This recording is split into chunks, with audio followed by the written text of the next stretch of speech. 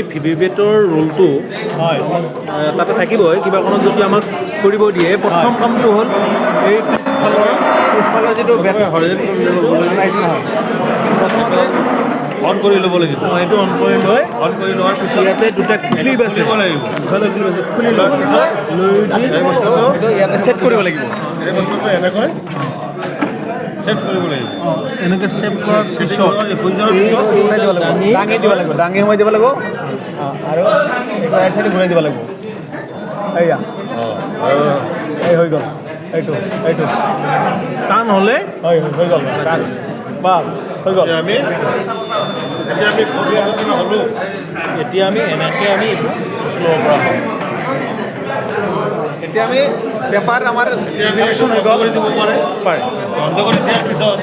এটা address tag লগাই দিয়া দুফালে দুটা এড্ৰেছ টেগ ঠিক আছে এটা লগালে হ'ব ইয়াৰ কভাৰ কৰাৰ পিছত আকৌ কভাৰৰ বাহিৰতো লাগিব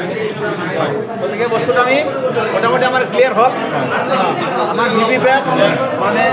এতিয়া বাকী থাকিল চি ইউ